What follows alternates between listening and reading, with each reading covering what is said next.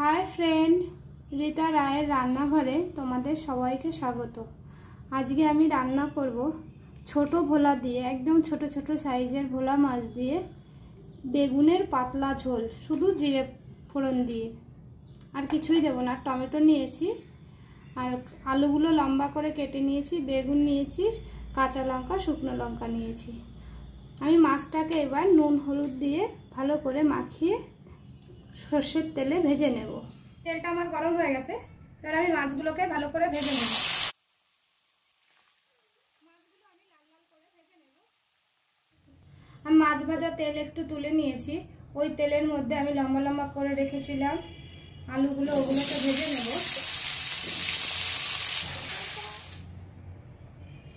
ওই তেলে আমি আলু ভেজে তুলে নিয়েছি, বেগুনগুলো একটু ভেজে নেব।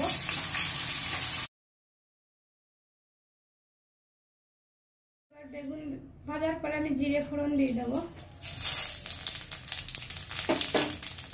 এবার জিরেটা ফুটে উঠলে আমি এটাকে তুলে নেব, একটা বাটিতে আমি তুলে নেব।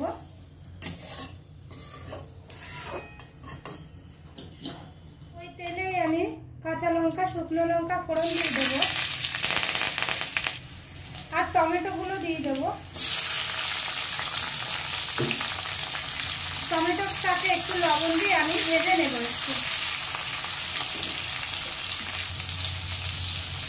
টমেটোটাকে আমি একটু নরম করে ভেজে নেব।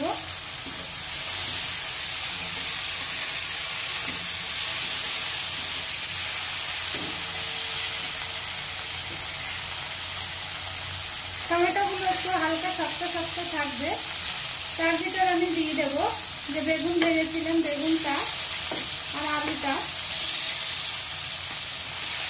এই দুটোকে আমি ভালো করে নেড়ে নেব। এগুলো আমার ভালো করে ভাজা হয়ে গেছে, আমি জল দিয়ে দেবো।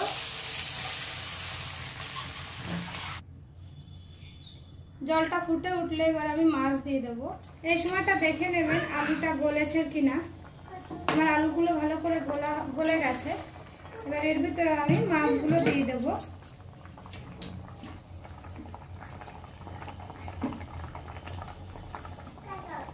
মাছ দিয়ে আমি 2-3 মিনিট এটাকে জাল করে নেব।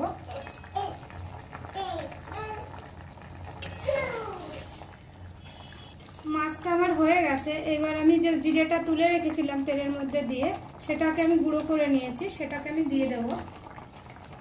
আর এই সময় দিয়ে দেখবেন নুন হলুদ আছে ঠিক আছে কিনা। জিরেটা দেওয়ার পরে ঢাকনা দিয়ে দেবেন, তাহলে জিরের গন্ধটা তরকারির মধ্যে চলে যাবে। আর এই রান্নাটা খুবই সহজ কিন্তু খুবই খেতে টেস্টি। ছোট ভোলা মাছ দিয়ে বা ছোট যে কোনো মাছ দিয়ে আপনারা এইভাবে খেয়ে দেখবেন। রান্নাটা প্লেন, মানে কোনো মশলা নেই। রান্নাটা আমার হয়ে গেছে, এটাকে আমি নামিয়ে নেব। গরম গরম ভাতের সঙ্গে খেয়ে দেখবেন, খুব ভালো লাগে। আর ভোলা মাছ রান্নার সময় সবসময় লবণ কম দেবেন, কেননা ভোলা মাছের লবণটা বেশি থাকে। বেগুন দিয়ে ভোলা মাছের পাতলা ঝোল আমার রেডি হয়ে গেছে। এটা ভাতের সঙ্গে খেয়ে দেখবেন, খুব ভালো লাগে। আর রান্নাটা ভালো লাগলে আমার চ্যানেলটিকে সাবস্ক্রাইব করবেন আর একটি লাইক দেবেন। ধন্যবাদ।